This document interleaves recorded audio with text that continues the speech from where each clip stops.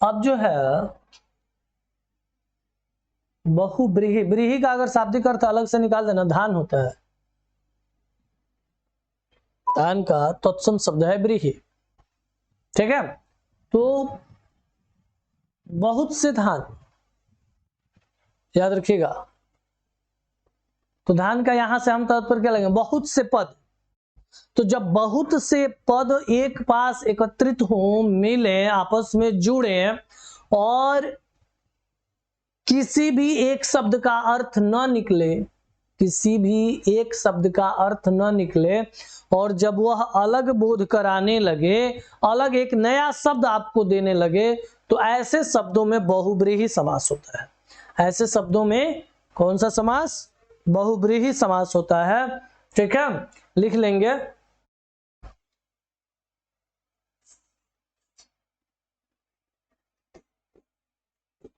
जिस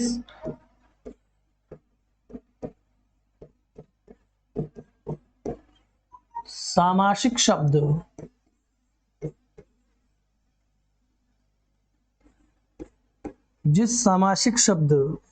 का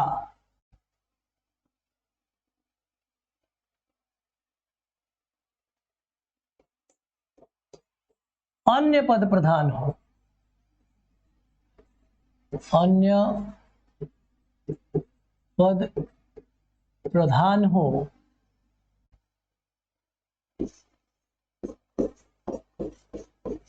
वहां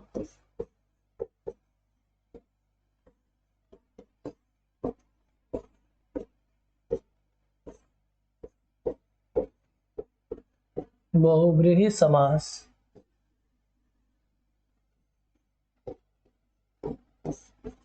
होता है। ये क्या कर रहा है,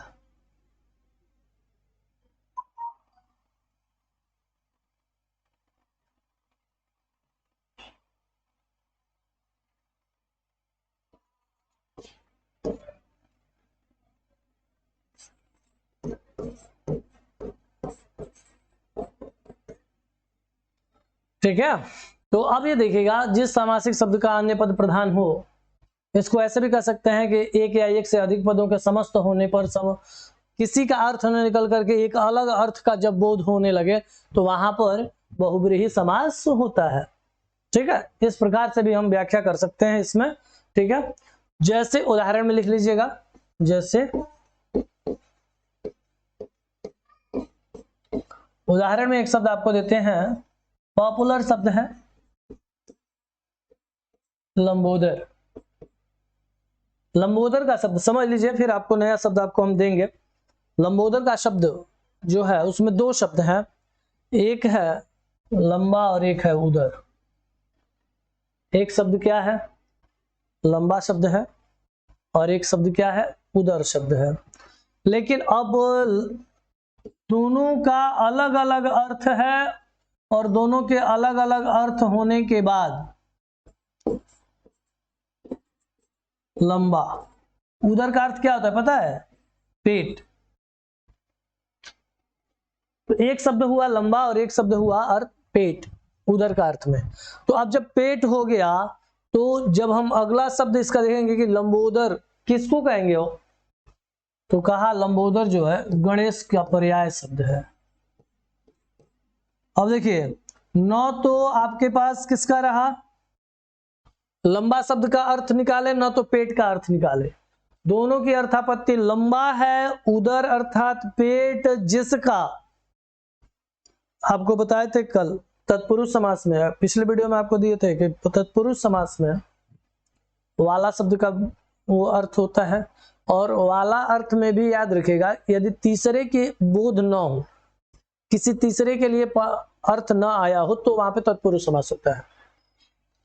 ठीक, और जब इसकी अर्थापत्ति करेंगे हम, किसकी, बहुब्रीही समास की, तो बहुब्रीही समास की अर्थापत्ति करने में हमें जिसका अर्थ लेना पड़ेगा। लंबा है उदर अर्थात पेट, जिसका वो क्या कहलाएगा, लंबोदर कहलाएगा। और लंबोदर की संज्ञा में कौन आया, किसको बताया, तो कहा गणेश। ठीक, अब आप देख लेंगे बात समझ में आई? एक और आपको देते हैं, गजानन।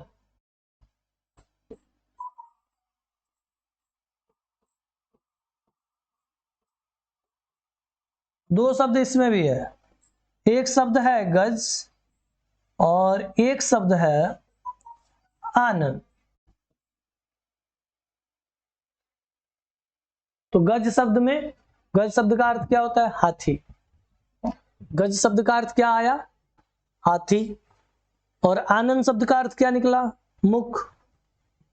तो अब गजानन शब्द पे न तो हाथिये का अर्थ निकलता है, न तो मुख का ही अर्थ निकलता है। अर्थ क्या निकालते हैं इसका?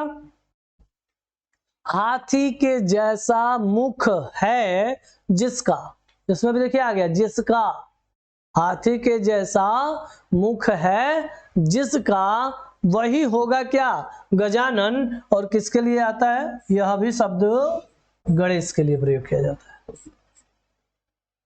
ठीक है, तो अब इस प्रकार से आप देखेंगे कि दो दो शब्द प्रयोग कर रहे हैं हम लोग, लेकिन दोनों में से किसी एक का भी अर्थ नहीं हो रहा है, एक अलग अर्थ निकल रहा है। और जब अलग अर्थ निकल रहा है तो अलग अर्थ निकलने पर वहां बहुव्रीहि समास होता है। ठीक है, अब अगर एक पॉइंट कहा जाए कि और क्या देख इसमें कहा जाए, तो एक आध शब्द और भी आते हैं। जैसे एक शब्द है मनमथ। शब्द क्या है? मनमथ है।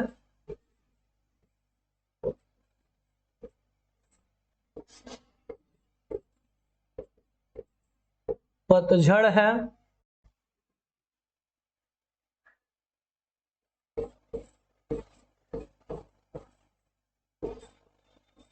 पीतांबर है।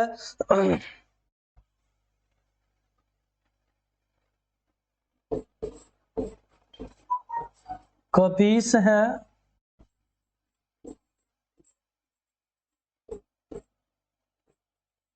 निशाकर है।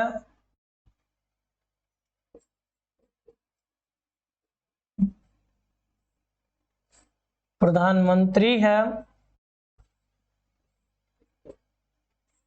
ठीक है, ये सारे शब्द, बहुत सारे ऐसे शब्द हैं जो आपसे परीक्षा में पूछे जाते हैं। अभी और शब्द आपको हम देंगे इस समास के अंतर्गत। ठीक है, तो इससे आप भी यहाँ पहले देखते हैं। मनमथ शब्द है, हमने आपको अभी एक लाइन पर कुछ देर पहले आपको हमने बताया था कि वाला शब्द किसमें आता है? तत्पुरुष समास में, लेकिन वो किसी तीसरे का बोध नहीं कराता। जैसे हमने आपको कहा था गगन चुंबी, गगन को चूमने वाला। ठीक है, तो वाला शब्द वहां आया था, एक शब्द आया था वाला शब्द में ही गगन चुंबी के साथ। तो वाला शब्द जब तीसरे का बोध नहीं कराएगा तो वहां पर तत्पुरुष समास हो जाएगा। लेकिन कहीं कहीं ऐसे वाला शब्द के अर्थ जब तीसरे का बोध कराने लगते हैं, कुछ शब्दों पे है, चंद शब्दों पे कि तीसरे का बोध कराने लगते हैं, तो वहां पर बहुव्रीहि समास होने लगता है। जैसे आपको हमने ये जो उदाहरण दिया है मनमथ, मन को मथने वाला, तो अब मन को मथने वाला हर कोई नहीं है। मन को मथने वाला हर कोई नहीं है, वो एक व्यक्ति विशेष है। वो कौन है? मनमथ किसका पर्यायवाची है? शाबाश, कामदेव का। तो वो कामदेव के अर्थ में प्रयुक्त होता है। कामदेव के अर्थ में प्रयोग होने के कारण वो क्या हो जाता है? बहुव्रीहि हो जाता है। ठीक है, कामदेव के अर्थ में प्रयोग होने के कारण क्या हो जाता है? यह बहुव्रीहि हो जाता है। ठीक, पतझड़, हमने आपसे भी बात किया था कि पतझड़ जो शब्द है ये क्या है? तो याद रखिएगा, ये मौसम विशेष एक शब्द है। क्या है? मौसम विशेष। पतझड़ मौसम होते हैं ना, पतझड़ मौसम विशेष शब्द है। यानी क्या कहा? पत्तों का झड़ जाना। तो पत्तों का भी आ गया शब्द ना, लोग कहेंगे तत्पुरुष समास हो गया, नहीं। पतझड़ एक मौसम विशेष होने के कारण जो है बहुब्रीही को बोध कराएगा। ठीक है, अगला शब्द जैसे पीतांबर, पीतांबर पे देखिए बड़ा, पीतांबर है, प्रधानमंत्री है, ये कुछ शब्द ऐसे हैं जिसमें बड़ा बवाल हुआ करता है, उससे दूर रहा जाए, समझा जाए किसके विषय में कब कौन सी बात करता है। ठीक है, अब तो वैसे विवादित प्रश्नों जो है बहुत रखे जाते थे, लेकिन काफी अब जो बदलाव हो गया है, अच्छी जो है व्यवस्था बन गई है। ठीक है, पीतांबर शब्द जो है, जैसे कहा पीत और अंबर, तब जाके बनता है पीतांबर। तो पीत माने पीला, अंबर माने कपड़ा, पीला कपड़ा। जब पीले कपड़े का अर्थ बोध कराएंगे तो रंगों के नाम हमेशा विशेषण हुआ करते हैं, दिमाग में रखिएगा, रंगों के नाम हमेशा विशेषण हुआ करते हैं, दिशाओं के नाम हमेशा विशेषण हुआ करते हैं। ठीक है, तो अब जो है यहां पे देखेंगे कि पीतांबर जो शब्द है, पीला अंबर यानी पीला कपड़ा, तो जब पीले कपड़े का अर्थ में बोध कराएगा तो कर्मधारय को बोध कराएगा, लेकिन पीला कपड़ा धारण किया है जिसने, तब वो कौन होगा, तो उसके लिए आएगा, तो वहां पे एक अर्थ में आप प्रयोग करेंगे विष्णु। ठीक है, वैसे पीतांबर शब्द पर अगर संस्कृत में चलते हैं तो तत्पुरुष समास होता है, तत्पुरुष अरे सॉरी कह रहे हैं कि पीतांबर शब्द में विसर्ग जब लगाते हैं, तो विसर्ग लगाते हैं तो वहां पर जो है कौन सा समास प्रयोग करते हैं, तो वहां पर हमारे पास जो होता है बहुब्रीही समास होता है। लेकिन वहीं पीतांबरम जब कर देते हैं, पीतांबरम, तो अंबर शब्द, अंबरम शब्द वहां कपड़े के लिए वस्त्र के अर्थ में आता है, नपुंसक लिंग का शब्द बन जाता है, तो वहां पर वह कर्मधारय समास होता है। तो वहां निर्णय करना आसान होता है कि विसर्ग लगा है, पुल्लिंग कर देंगे तो कहां पहुंचेंगे, विष्णु के पास। अगर वही नपुंसक लिंग में प्रयोग कर देंगे तो कहां पहुंचेंगे, कर्मधारय के पास। ठीक है, तो बहुब्रीही और कर्मधारय दोनों का निर्धारण वहां आसान हो जाता है। लेकिन यहाँ केवल पूछता है पीतांबर शब्द, तो पीतांबर शब्द पे यदि आपसे प्रश्न होते हैं तो सबसे पहले आप बहुब्रीही लगा के आइए। अधिकतम प्रश्न आपके सबसे पहले बहुब्रीही को सपोर्ट करते हैं, उसके बाद बहुब्रीही ऑप्शन में न होने के कारण जो है आपको कर्मधारय भी कर देंगे। कर्मधारय संस्कृत में तत्पुरुष का भेद पढ़ा जाता है, तो कभी कभी कुछ विद्वानों का मत है कि तत्पुरुष भी होगा, तो कंफ्यूज ना हुआ जाए ऐसे प्रकरण पे। ऐसे बहुत सारी किताबें हैं जो पढ़ करके आप कंफ्यूज हो जाते हैं, तो उससे दूर रहा जाए, एक फैक्ट माना जाए। पीतांबर शब्द में सबसे पहले बहुब्रीही का प्रभाव होगा। अगर 4 ऑप्शन में कर्मधारय भी दिया, बहुब्रीही भी दिया, तत्पुरुष भी दिया, तो सबसे पहले बहुब्रीही मारिए, सबसे पहले बहुब्रीही का ऑप्शन चूज करिए, और उसके बाद आप अन्य समास पर, जब बहुब्रीही ऑप्शन में ना हो तब आप उस पर विचार कर सकते हैं। ठीक है, कपीस, कपी, कपी किसका पर्यायवाची है, बंदर का, तो कप किसका पर्याय बना, बंदर का पर्याय बना। और जब बंदर का पर्याय बना तो क्या हुआ, इस किसका अर्थ है, स्वामी, इस किसका अर्थ रहा, स्वामी का। ठीक है, तो कप यानी बंदरों का स्वामी, तो कौन किसको कहा जाता है, हनुमान के पक्ष में आता है, याद रखिएगा, किसके पक्ष में, हनुमान के पक्ष में। तो जब हनुमान के पक्ष में आया, कप ही अलग है, ईस अलग है, दोनों का अलग एक अर्थ निकाल करके बना दिया, किसको, हनुमान को। तो जब हनुमान को बना दिया तब क्या हुआ, बहुब्रीही हो गया। ठीक, और निशाकर, निशाकर क्या, किसका पर्याय शब्द, निशा, अकर माने करना, निशा को करने वाला। ठीक, तो वाला शब्द यहां भी आएगा, अर्थ यहां भी निकालेंगे। लेकिन निशाकर शब्द किसके पर्याय में प्रयोग होता है पता है, चंद्रमा के, निशा का स्वामी वही है, निशा का स्वामी कौन, चंद्रमा। तो यहां पर चंद्रमा के पक्ष में अर्थ आता है, तो चंद्रमा के जब पक्ष में अर्थ आएगा तो इनका जो है बहुब्रीही हो जाएगा। अब आइए प्रधानमंत्री पे, ये भी बहुत विवादित शब्द है, प्रधानमंत्री शब्द। तो प्रधानमंत्री क्या है, प्रधानों का, मंत्रियों में प्रधान, मंत्रियों में प्रधान, तत्पुरुष हो जाएगा। उसके बाद प्रधान विशेषण शब्द है मंत्री के साथ, तो कर्मधारय समास को भी बदल कराएगा। उसके बाद प्रधानमंत्री एक विशेष व्यक्ति विशेष पद है, तो जब एक पद है तो वहां पर जो है बहुब्रीहि समास होने लगेगा। ठीक है, लेकिन आप उसके पक्ष में जब चलेंगे कि प्रधानमंत्री में कौन सा समास लगाया जाए, तो सबसे पहले याद रखिएगा कि सबसे पहले बहुब्रीहि समास का प्रयोग होगा। ठीक है, और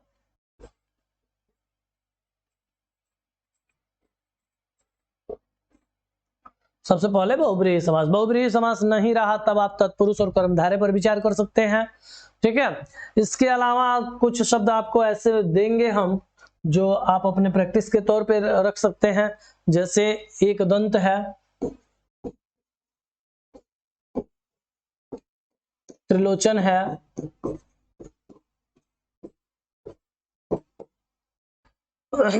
एक दंत त्रिलोचन भी कर सकते हैं, बारहसिंहा है,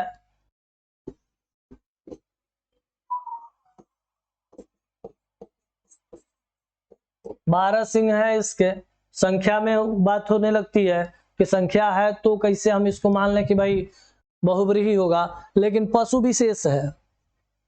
क्या है? पशु विशेष है, इसलिए बारहसिंहा में संख्या होने के बाद भी क्या होता है? बहुब्रीहि हो जाता है। ठीक है ना, तो इस पर भी दिमाग में रहे। उसके बाद आपको कुछ शब्द दे देंगे, जैसे नीलकंठ रहा, नीलकंठ, चंद्रशेखर, चंद्रमौली,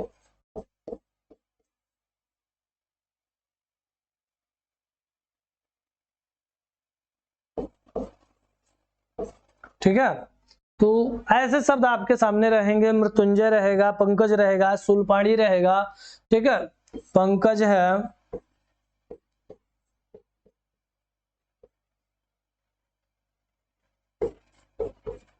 शूलपाणी है,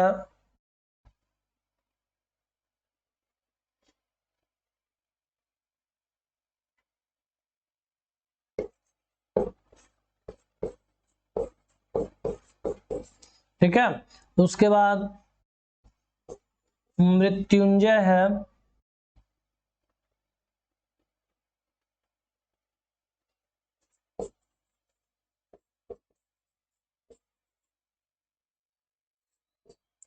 तो आप देखिए मृत्युंजय पर भी आपको सस्पिशन में होता है, जो थोड़ा सा आप अगर संस्कृत के विषय में थोड़ा सा अगर नहीं जान पाते हैं तो वहां दिक्कत नहीं होनी चाहिए, लेकिन यदि कुछ लोग जानते हैं इस तथ्य को तो उनके लिए थोड़ी समस्या होती है। उनके पक्ष में अगर बात करें तो उनके लिए भी आसान हो जाएगा, और जो नहीं जानते हैं उस विषय पर उनके लिए जानकारी हो जाएगी। इस तौर पे आपको बता देते हैं कि यदि संज्ञा शब्द के साथ कोई क्रिया शब्द लगी होती है, संज्ञा शब्द के साथ कोई क्रिया शब्द लगी होती है, तो वहां पर तत्पुरुष समास होता है, जिसको हम लोग उपपद तत्पुरुष कहते हैं। क्रियात्मक, जैसे धनद हुआ, जलद हुआ, ठीक है, और मृत्युंजय हुआ, धनंजय हुआ, ऐसे शब्दों में उपपद तत्पुरुष के भाव आते हैं। लेकिन मृत्युंजय जो है एक व्यक्ति विशेष के पक्ष में आता है, ठीक है ना, तो व्यक्ति विशेष के पक्ष में होने के कारण सबसे पहले जो अधिकार होता है वो बहुब्रीहि का होता है। उसके बाद यदि बहुब्रीहि ऑप्शन में नहीं है, उसके बाद भी मृत्युंजय का समास मांगा जा रहा है कि आपसे कौन सा समास होगा, तो इस पक्ष में आप इस पर विचार कर सकते हैं कि क्रिया शब्द है। मृत्युंजयति जीतने के अर्थ में आता है, मृत्यु को जीत लिया हो जिसने, तो ऐसे पक्ष में जब आता है तो क्रियात्मक योग हो जाता है, और क्रियात्मक योग होने से जब बहुब्रीहि समास ऑप्शन में न हो तब आप वहां पर इसको तत्पुरुष समास और उपपद तत्पुरुष समास के अंतर्गत रख सकते हैं। ठीक है, पंकज हुआ, यदि पंकज शब्द पे चर्चा करें तो वो भी क्रियात्मक शब्द है, उत्पन्न होने के पक्ष में है, यानी उत्पन्न होना एक क्रिया है। पंके जायतीति पंकजः, अर्थात पंक में कीचड़ में उत्पन्न होने वाला, तो कीचड़ में बहुत उत्पन्न होते हैं। जानकारी के तौर पे साइंस के जो विद्यार्थी हैं उनको पता होता है कि मेढक जब प्रजनन की अवस्था में आता है तो वह भी पंख में ही चला जाता है। मछली जब प्रजनन की अवस्था में आती है तो जल का जो तलहटी हिस्सा होता है उसमें चली जाती है।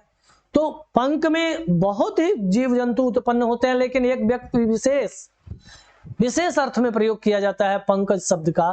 क्या अर्थ निकालते हैं उसका? कमल, कमल का पर्यायवाची शब्द है। तो वहां पर व्यक्ति विशेष होने के कारण जो है पंकज शब्द जो है बहुब्रीहि समास है, यानी पंख में खिलने वाला, कीचड़ में खिलने वाला। तो याद रखना कि जब वहां एक किसी पक्ष के लिए, वाला शब्द यहाँ भी आया है, लेकिन एक पक्ष को जब बताने लगते हैं, किसी एक विशेष का अर्थ निकालने लगते हैं, तो वहां पर कौन सा समास? बहुब्रीहि समास हो जाता है। ठीक है, इस चीज को भी देखेंगे। और याद रखिएगा, आपको एक चीज और बताते चलते हैं यहीं पे,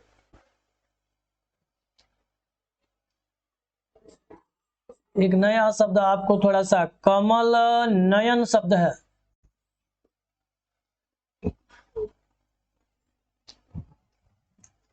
कमल नयन, कमल नयन याद रखिएगा। कमल नयन के पक्ष में जब आपसे हम बात करेंगे तो जैसे विशेष और विशेषण भी है कमल नयन में। तो जब विशेष विशेषण होता है तो कर्मधारय समास होता है। पहले आपको हम बता चुके हैं, कई बार इस चीज की चर्चा हो चुकी है। तो अब वहां पर आपको क्या करना है कि कैसे निश्चित करें कि क्या होगा। विशेष विशेषण तो है, तो तुरंत गौर करिए ना कि विशेष विशेषण होने के साथ साथ कहीं ऐसा तो नहीं है कि एक अलग भाव, एक नया अर्थ कोई बता रहा हो।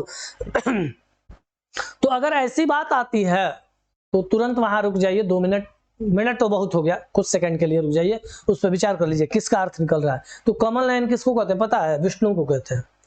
कमल नयन विष्णु को कहते हैं। ठीक, अब इनके पक्ष में जब आता है तो वहां बहुब्रीहि समास होने लगता है। एक शब्द आपको दिए हैं शूलपाणी, शूलपाणी में तो आपको अभी यहाँ एक नोट हम आपको दे देते हैं, वो इसको ध्यान में रखिएगा। ठीक, कि पाणी शब्द के साथ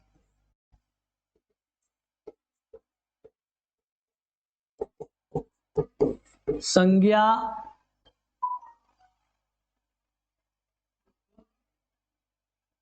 पाणी शब्द के साथ संज्ञा शब्द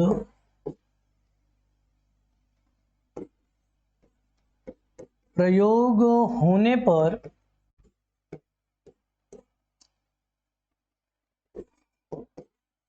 बहुब्रीहि समास होता है।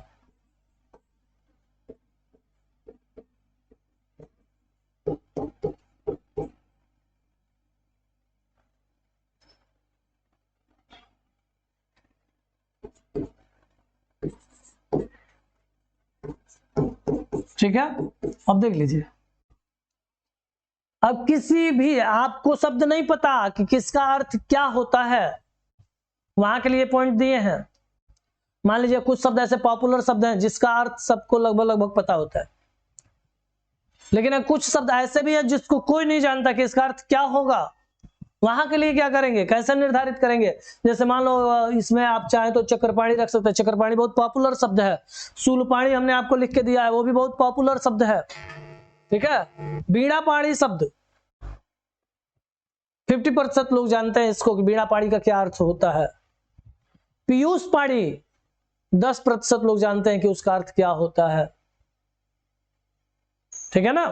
तो ऐसे लोगों के लिए भी जो नहीं जानते हैं उनके लिए यह लाइन काम करती है कि जिस शब्द में पाणी शब्द जुड़ा हुआ हो और उसके पूर्व संख्या शब्द हो, तो वह संज्ञा शब्द हो, तो वहां पर क्या होगा? बहुब्रीहि समास होगा। धनुष पाणी 1-2% लोगों को पता है कि हाँ धनुष पाणी कहते किसको है। ठीक है, तो उसको देख लिया जाए। शूलपाणी हमने यहाँ पे लिखा भी है, दिखिएगा। उसके अलावा यहाँ पे आपको दे रहे हैं चक्रपाणी,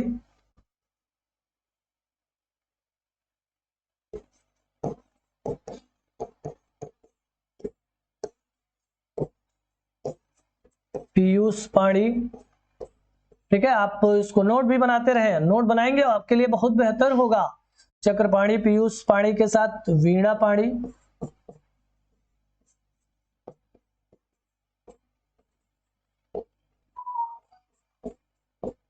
धनुष पाणी। अब देखिए पाणी शब्द जुड़ा हुआ है, सब में पाणी शब्द जुड़ा हुआ है। पाणी शब्द से जुड़े हुए शब्द क्या होते हैं? बहुब्रीहि समास में प्रयोग हुआ करते हैं, तो इस चीज का ध्यान रखेंगे आप। ठीक है, तो चक्रपाणी जो है, चक्रपाणी किसके अर्थ में आता है? विष्णु के अर्थ में आता है, ये सबको पता है। हाँ, तो अब हम क्या करेंगे, कैसे इसको समझेंगे, किसका अर्थ क्या होगा? और किसी का अर्थ हमको पता नहीं है, किसी का अर्थ पता है, किसी का अर्थ पता नहीं है। तो जब पता नहीं है तो ऐसे में के लिए एक दिमाग में जरूर डालेंगे कि पाणी शब्द के साथ कौन सा समास, कौन सा समास? बहुव्रीहि समास, पाणी शब्द के साथ। अब पीयूष पाणी किसको कहते हैं? बहुत कम लोगों को पता होता है। पीयूष पाणी याद रखिएगा, डॉक्टर को कहते हैं। आता है पक्ष किसमें? धन्वंतरी।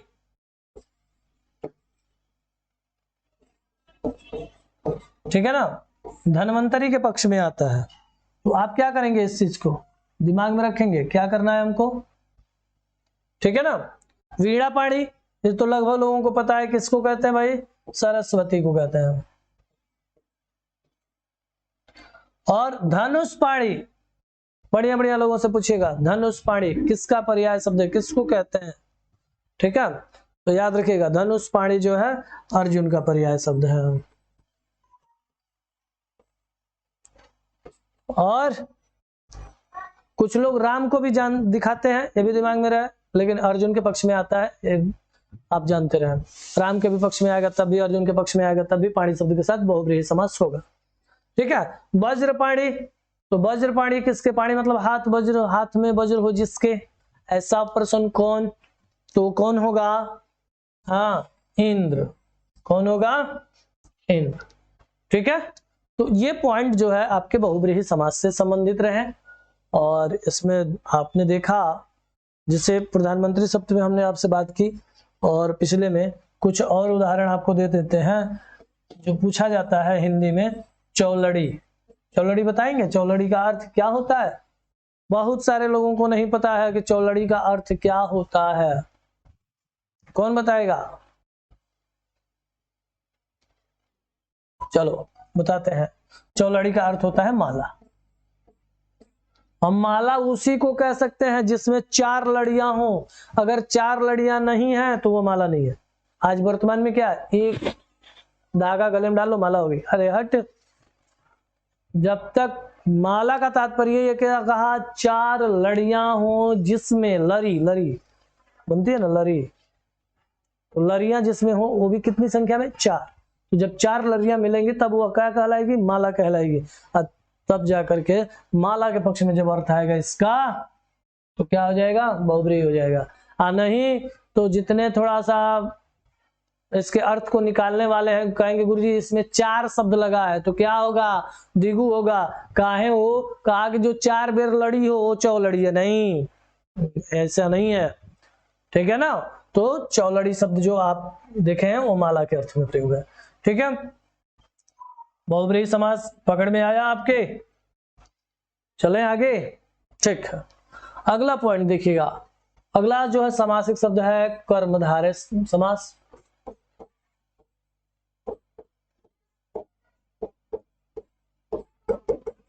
तो कहता है कि जिस सामासिक शब्द में वो विशेष्य और विशेषण हो तो वहां पर कर्मधारय समास होता है। ऐसा बताया जाता है कि जिस सामासिक शब्द में क्या लगे हो? विशेष्य विशेषण लगे हो। जिस सामासिक शब्द में विशेष्य और विशेषण लगे हो, इसको एक बार नोट कर लिया जाए पहले आप।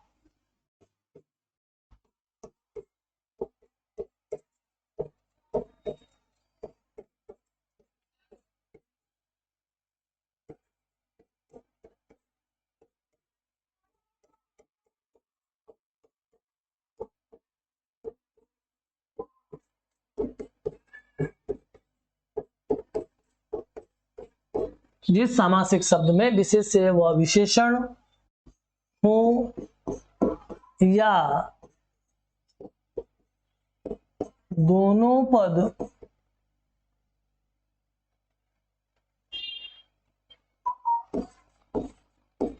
पद विशेषण हो तो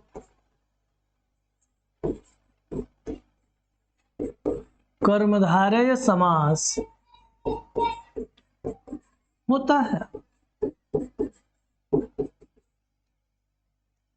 ठीक है, तो आप देख सकते हैं इस चीज को, जिस समासिक शब्द का जो शब्द आपने चुना है, कोई यदि शब्द आपने चुन लिया, जैसे आपने शब्द चुना मृदुवाणी, उदाहरण में लिख लीजिएगा, आपको बता देते हैं। उदाहरण में आपने लिखा क्या, मृदुवाणी।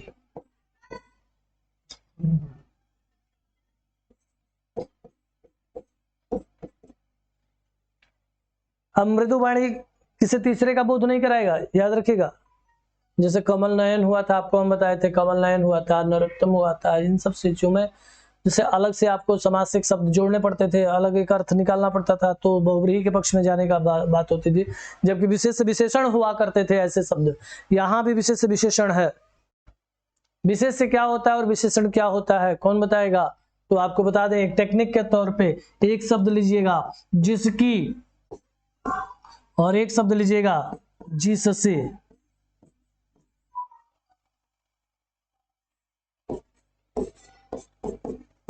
एक शब्द क्या लेना है आपको, जिसकी, ठीक है, और एक शब्द क्या लेना है आपको, जिससे, ठीक है ना। तो जिसकी ले लेंगे तो विशेष सब विशेषण शब्द पे आइएगा कि जिसकी विशेषता बताई जाती है, जिसकी विशेषता बताई जाती है वो क्या कहलाता है, विशेष से। कहा जिससे बताई जाती है, जिसकी बताई गई वो विशेष से हो गया, और जिससे बताई गई वो तब क्या हो जाएगा, विशेषण हो गया। यही है विशेष और विशेषण, एक पॉइंट में जान लीजिए, जिससे और जिसकी, ठीक है ना। इतना जाने रहेंगे तो बहुत बेहतर होगा। तो एक शब्द है मृदु और एक शब्द है वाणी, ठीक है। एक शब्द क्या है, मृदु, और एक शब्द क्या है, वाणी। तो जब मृदु शब्द रहा और वाणी शब्द रहा तो कौन विशेषण कौन विशेष्य, कैसे पता चलेगा? हाँ, तो वाणी शब्द याद रखिएगा जातिवाचक संज्ञा का शब्द है, और जब संज्ञा या सर्वनाम ही जो होते हैं वो विशेष से बनते हैं, ठीक है ना। संज्ञा या सर्वनाम शब्द ही क्या होते हैं, विशेष से बनते हैं। तो मृदु वाणी शब्द हो गया। तो वाणी शब्द जो है मृदु शब्द से, यानी कोमल वाणी, वाणी की विशेषता बताएगी, वाणी कैसी है, कोमल है, मृदु है, मधुर है, मीठी है, ऐसे व्यक्ति को मृदुवाणी शब्द से, इनकी वाणी बहुत ही मधुर है। प्रयोग करते हैं ना, आप भी करते हैं, हम भी करते हैं, ठीक है। अब पता चलता है किसी घर आ जाती है, थोड़ा 2-4 दिन लड़ने वाला व्यक्ति हो जाए तो क्या इनकी वाणी बहुत कर्कश है, तो कर्कश वाणी हो जाएगी, तो कर्कश वाणी भी कर्मधारय में हो जाएगा, ठीक है। और मृदु वाणी तो कर्मधारय का ही है, ठीक है ना। तो इस तरह से देखेंगे। एक आप देख लेंगे महासागर,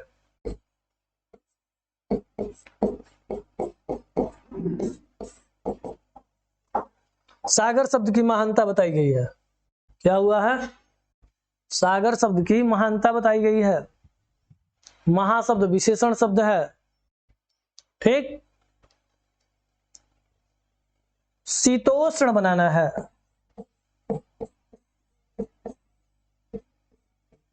शीतोष्ण, परमात्मा,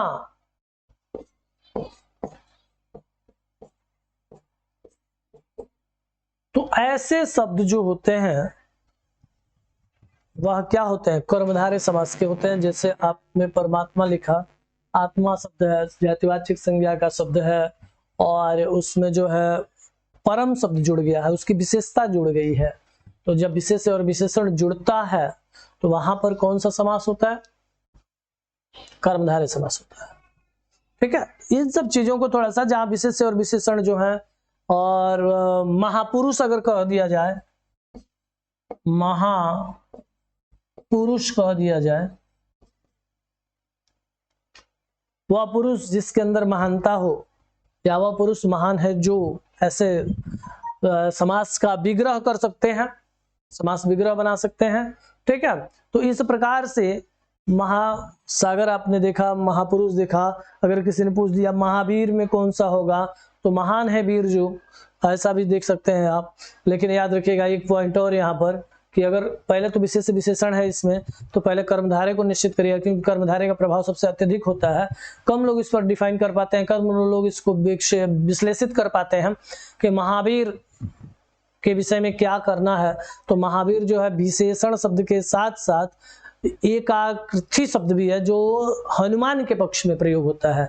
महावीर जी कहते हैं ना, महावीर जी, ठीक है। तो ऐसे जो वो होंगे तब बहुब्रीहि का बोध कराने लगेगा, लेकिन सबसे पहला अधिकार किसका? कर्मधारय का। ये दिमाग में अवश्य रहे। आपको हम शब्द वही यहाँ से उठा के देंगे कि जो आपकी परीक्षाओं से रिलेटेड होंगे। हम आपको इसके थ्रू में आपको प्रैक्टिस भी कराएंगे इस चीज का, ठीक है। तो वो भी दिमाग में रहे। तो महावीर शब्द पे क्या हम करेंगे कि अब आप यहाँ पे इसको देख सकते हैं कि इस पे जो है बहुत सारे ऐसे शब्द हैं जो कि कर्मधारय को बोधित करा रहे हैं। और अगर मान लीजिए प्रश्न कर दे घनश्याम, याद रखिएगा हिंदी में घनश्याम हमेशा जो है क्या होता है जानते हैं? कर्मधारय होता है।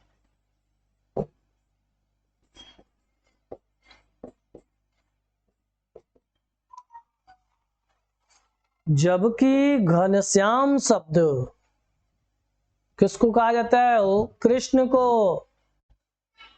किसके लिए आया है? कृष्ण के लिए आया है। लेकिन घन माने क्या होता है? बादल। कृष्ण क्या है? काला, काले बादल। हम आपको बताए थे अभी पिछली लाइन पे बताए कि रंगों के नाम हमेशा विशेषण हुआ करते हैं।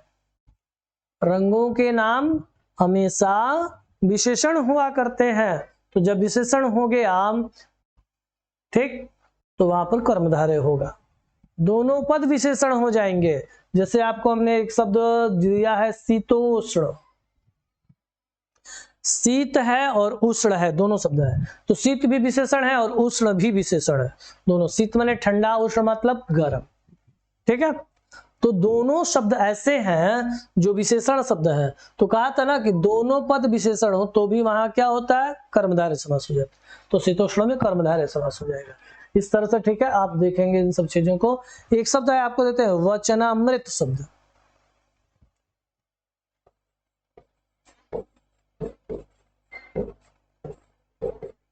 वचनामृत, एक वचन है और एक अमृत है,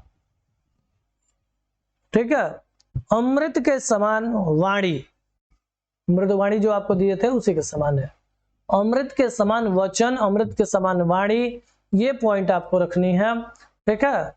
तो अब क्या करेंगे? उसमें विशेष विशेषण कौन होगा? अमृत के समान वाणी। तो जिसकी विशेषता बताई गई, किसकी बताई गई? वाणी की विशेषता बताई गई। किससे बताई गई? अमृत से बताई गई। तो यहाँ पर कर्मधारय समास हो जाएगा, ठीक है। तो इन सब चीजों को थोड़ा सा आप गौर करिए। और अगर कह दिया जाए कि आपका कोई बहुत प्रिय मित्र हो और उसके लिए हम शब्द क्या प्रयोग करें जो कर्मधारय समास में आ जाए, ऐसे के लिए क्या करेंगे आप? प्रिय सखा, सखा शब्द, प्रिय सखा, क्या लिख देंगे हम?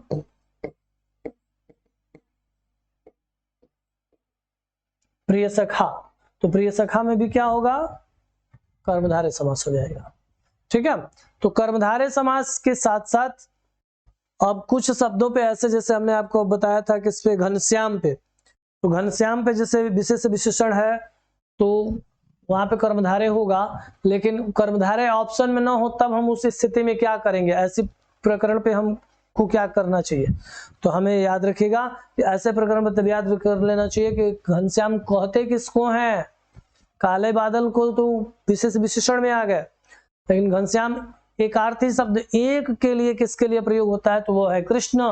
तो घनश्याम जो होगा सबसे पहले कर्मधारय समास होगा, और कर्मधारय समास के बाद जो समास आएगा वो होगा क्या? बहुब्रीहि समास हो जाएगा, ठीक है। अगर कह दिया जाए अंधकूप में कौन सा समास? अंधकूप, जैसे बहुत गहरा कुआं होता है उसको अंधकूप कहा जाता है, या बहुत अंधेरा वाला कुआं होता है उसको अंधकूप कहा जाता है, ठीक है। तो वो ऐसे शब्द के लिए, कुआं शब्द है, कुएं के का विशेष अर्थ बना, अंध शब्द बना, तो वहां पर क्या हो जाता है? विशेष विशेषण हो जाता है। और जब विशेष विशेषण हो जाता है तो वहां पे कर्मधारय समास हो जाता है। अंधकूप शब्द है। ठीक है, ये कर्मधारय हुआ। कर्मधारय और बहुब्रीहि में आप अंतर कैसे करेंगे याद कर लीजिए, इसको दिमाग पे डाल लीजिए कि यदि जब शब्द व्यक्ति विशेष का अर्थ बताने लगे, शब्द जब व्यक्ति विशेष का एक का अर्थ बताने लगे तो वहां पर बहुब्रीहि हो जाएगा, और नहीं तो विशेष विशेषण होने पर कर्मधारय हो जाएगा। ठीक है, वाह, आगे चले, फिर मिलते हैं अगले, अरे अभी चलते हैं फिर अगले समास के पास। ये तो कर्मधारय समास का था। अब आते हैं जो है आपके पास कौन कौन सा बच गया, आपने पढ़ लिया, देखिए अव्यय भाव पढ़ लिया, पहला पद प्रधान था, अव्यय शब्द था, तत्पुरुष पढ़ लिया, दूसरा पद प्रधान था, कारक चिन्हों का प्रयोग होता था, किसी तीसरे के लिए उसका अर्थ नहीं निकलता था। ठीक है, उसके बाद द्वंद्व पढ़ लिया, दोनों पद प्रधान थे, दोनों पद विशेष्य थे, संज्ञा सर्वनाम से संबंधित, संज्ञा से संबंधित शब्द थे, तो वहां पर द्वंद्व समास हो गया। योजक चिन्ह का प्रयोग रहा, योजक चिन्ह का अर्थ जो है और या अथवा के अर्थ में निकलता है। उसके बाद योजक चिन्ह का प्रयोग द्वंद्व समास के लिए जब होता है तो शब्द कैसे होने चाहिए, तो कहा कि विलोमार्थी होने चाहिए, एक दूसरे का विलोम होना चाहिए। ठीक है, तो वहां पर द्वंद्व समास होता है। उसके बाद आपके सामने रहा बहुब्रीहि समास। बहुब्रीहि समास आज की ही वीडियो में है। तो बहुब्रीहि समास जब हम देखें तो बहुब्रीहि समास में क्या कहा, अन्य पद प्रधान होगा तो बहुब्रीहि होगा, अन्य पद प्रधान हुआ तो बहुब्रीहि हुआ। ठीक है, तो वहां पर किसी एक व्यक्ति विशेष के लिए जब अर्थ का उत्पन्न होने लगे, अर्थापत्ति होने लगे, तब वहां पे कौन सा समास, बहुब्रीहि समास। ठीक है, उसके बाद हमने कर्मधारय देखा, कर्मधारय समास में विशेष विशेषण होते हैं। हमारा कंफ्यूजन बनता है कि ऐसे शब्द जहां पर कई अर्थ निकलने लगते हैं और कई अर्थ निकलने के साथ साथ ऐसे कई पॉइंट आते हैं जहां पर आप फंस जाते हैं कि हम करें तो क्या करें, 5 गो समास दिया एक के नाम, एक के ऑप्शन में। ठीक है, तो ऐसे के लिए आपको एक पॉइंट हम आपको बताते चलते हैं। आपको हमने शब्द दिया है, जिस शब्द पे, जिस समास के अंतर्गत सबसे पहले प्रभाव किसका, जैसे पीताम्बर शब्द में हमने कहा ना कि आपको संस्कृत में जाएंगे आसान हो जाएगा। पीताम्बर शब्द म लगाए हैं तो कर्मधारय हो जाएगा, विसर्ग लगाए हैं तो बहुब्रीहि हो जाएगा। लेकिन हिंदी में जब आते हैं तो लगता है मामला गड़बड़ होने, तो सबसे पहले पीताम्बर शब्द पर बहुब्रीहि का अधिकार होता है, उसके बाद कर्मधारय होता है। एक तत्पुरुष समास का उदाहरण है, नरोत्तम शब्द है, पुरुषोत्तम शब्द है, तो वो तत्पुरुष है, पुरुषों में उत्तम, नर में उत्तम। ठीक है, तो वहां पे कारक चिन्हों का प्रयोग होने के कारण सबसे पहला प्रभाव उनका है, लेकिन विशेष विशेषण होने के कारण कर्मधारय भी होता है। संस्कृत में चलेंगे आप ना तो कर्मधारय को तत्पुरुष का भेद पढ़ाया जाता है। ठीक है, वहां बताएंगे भी आपको संस्कृत की क्लास में। ठीक है, तो अब हम चलते हैं कहां, द्विगु समास में।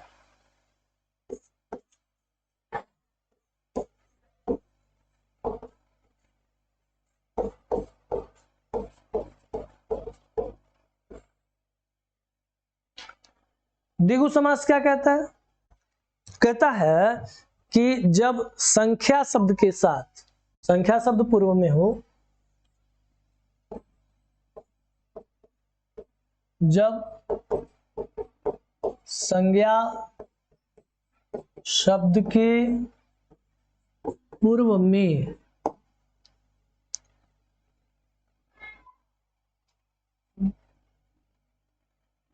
जब संज्ञा शब्द के पूर्व में संख्या शब्द हो तो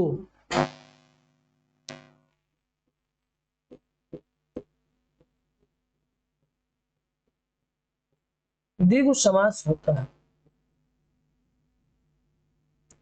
जब संज्ञा शब्द के पूर्व में क्या हो, संख्या शब्द हो, संख्या, संस्कृत में चलेंगे, संख्या पूर्व द्विगु, संख्या पूर्व में हो तो द्विगु समास होता है। ये जनरल परिभाषा है, बहुत अंतर मिलेगा। किस शब्द के पहले संख्या शब्द होगा तो संज्ञा बदल जाएगी, किस शब्द के पहले संज्ञा शब्द होगा तो कौन सा सर्वनाम होगा, अरे कौन सा समास होगा। तो ये सारी चीजें जो है आपको हम यहाँ बताएंगे इस समास के अंतर्गत। तो सबसे पहले यदि हम लिखना चाहें तो इसके अर्थ को लिख लेंगे, लिखेगा त्रिभुज,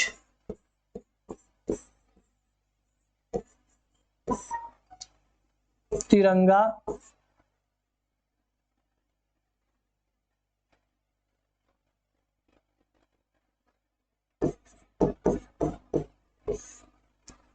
सप्ताह,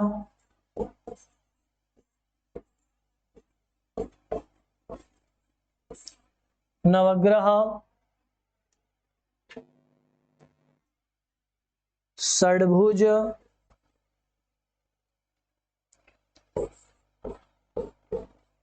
द्विगु लिख लीजिए, अब तब लिखिए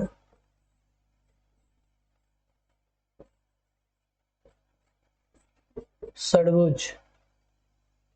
ठीक है,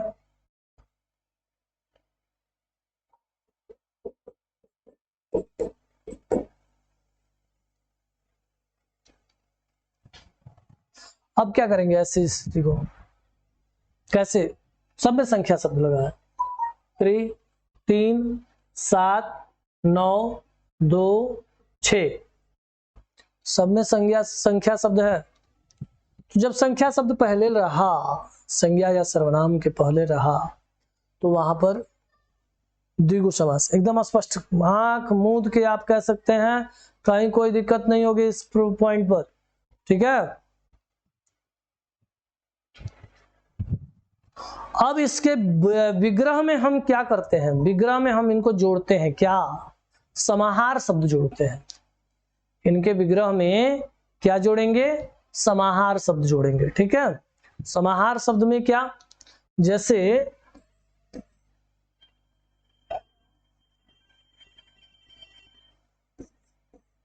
3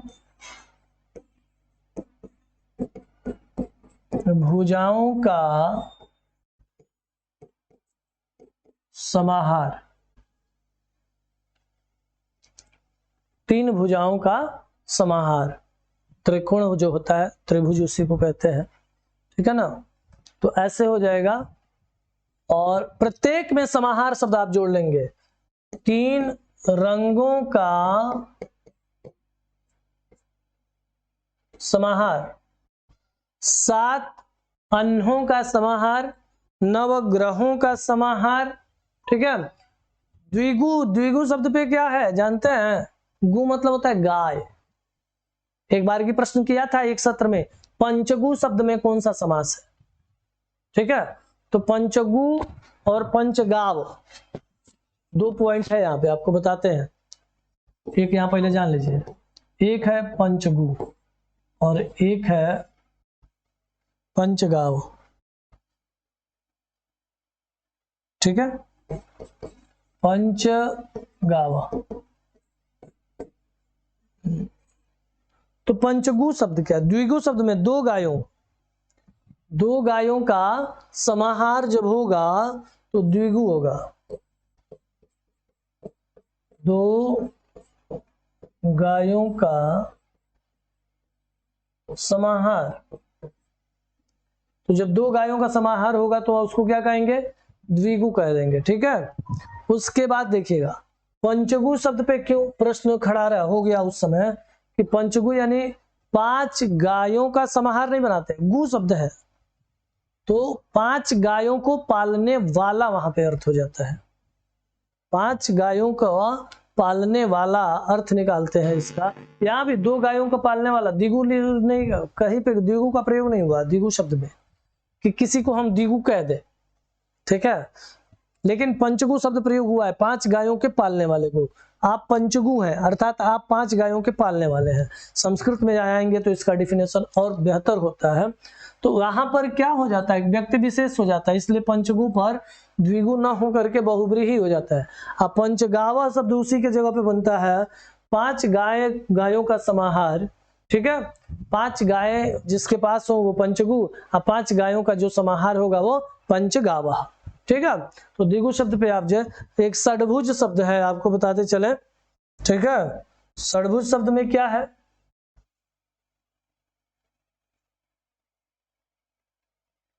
ठीक है ना, षड्भुज में याद रखिएगा कहा जाता है कि भुजा शब्द से पूर्व, अभी आपको यहाँ लिखवा भी देते हैं, ले पहले नोट लिखवा दें आपको इस चीज पे, तब आपसे इस चीज की चर्चा करें। ठीक है,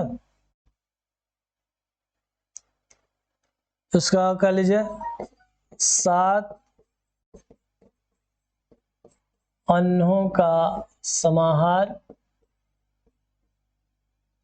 और 9 ग्रहों का समाहार और 2 गायों का समाहार हो ही गया। 6 है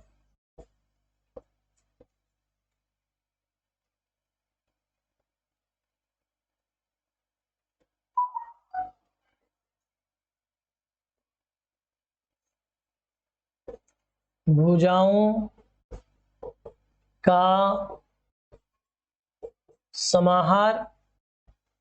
तो वो ऐसे समाहार शब्द जुड़ता है द्विगु समास में। द्विगु समास में आप हमेशा याद रखिएगा कौन सा समास, कौन सा शब्द जोड़ेंगे, समाहार शब्द जोड़ेंगे, और समाहार शब्द में जो होगा ये आपके लिए आएगा। ठीक है, अगर मान लीजिए कह दिया द्विवेदी, तब 2 वेदों का समाहार द्विवेदी। चौराहा, 4 वेदों का समाहार। चौराहा, 4 रास्तों का समाहार।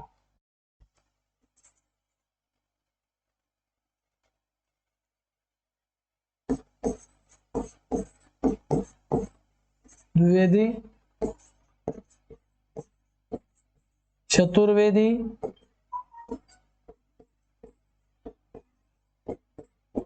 चौराहा, चवन्नी। तो ये शब्द जो है सब 4 आनों का समाहार। त्रिवेणी बना लेंगे, अष्टाध्यायी बना लेंगे। तो ये सब जो है संस्कृत के शब्द हैं। आपसे यहाँ तक ही रहेगा। आपसे संभवतः अगर प्रश्न करेगा ना तो सप्ताह पे कर देगा, नहीं तो एक आ रहे हैं अभी अव्ययभाव समास के, उसमें आपको बता दे रहे हैं। वहां पर पहले आप क्या करेंगे कि यहाँ पे वो बनाइएगा नोट।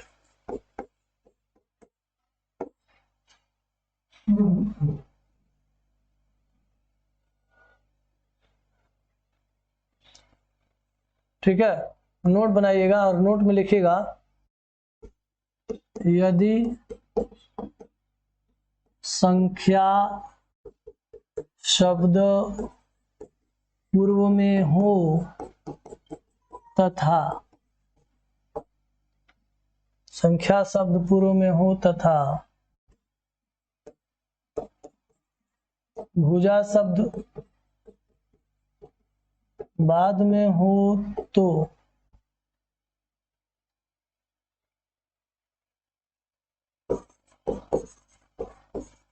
बहुब्रीहि समास होता है।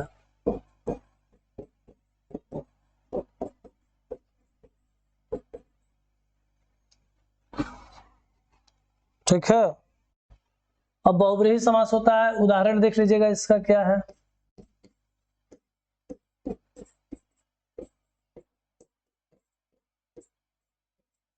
अष्टभुजा, चतुर्भुज। त्रिभुज में भी था, लेकिन याद रखिएगा त्रिभुज क्या है, त्रिभुज द्विगु है, 3 भुजाओं का समाहार। यहाँ 4 भुजाओं का समाहार कहेंगे तो चतुर्भुज, लेकिन चतुर्भुज एक व्यक्ति विशेष के पक्ष में है। अष्टभुजा कहेंगे 8 भुजाओं का समाहार, लेकिन वो क्या है, एक व्यक्ति विशेष के पक्ष में है। इस वजह से जो है क्या करते हैं, इसको हम कौन सा शब्द लगाते हैं, कौन सा वो वाक्य प्रयोग करते हैं, बहुब्रीहि का प्रयोग करते हैं जी। ठीक है ना। उसके बाद पॉइंट 1 था ये, सेकंड पॉइंट लिख लीजिएगा कि आन शब्द से पूर्व संख्या शब्द हो तो वहां बहुब्रीहि समास होता है।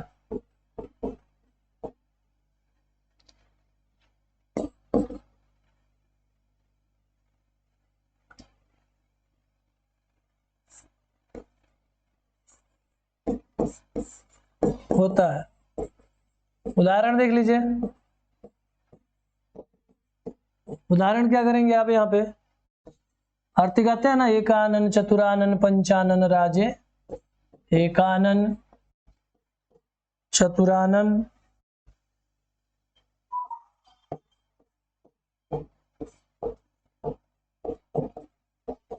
पंचानन। और आपसे एक पूछा गया पॉपुलर शब्द है, वो क्या होगा, शाबाश, दशानन। अब क्यों इसमें भी संख्या शब्द होने के बाद भी क्यों ऐसा करता है, क्यों लेके जाता है, तो याद रखिएगा सब एक व्यक्ति विशेष को दर्शाते हैं। एकानन, विष्णु, चतुरानन, ब्रह्मा, पंचानन शिव, दशानन कौन, रावण। ठीक है, तो इस ऐसे शब्द में जो होता है वो कौन सा समास होता है, बहुव्रीहि समास होता है। ठीक है, इस चीज को जो है आप केयर कर सकते हैं, देख सकते हैं। ठीक है, समास की जो टॉपिक है वो लगभग आपके 6 समास के पर्याय हमने आपको दे दिया। 6 समास का ये कंप्लीट कोर्स 6 समास जो समास के प्रकरण का है वो रहा। ठीक है, फिर मिलते हैं हम इसी के साथ। नमो नमः आदित्य।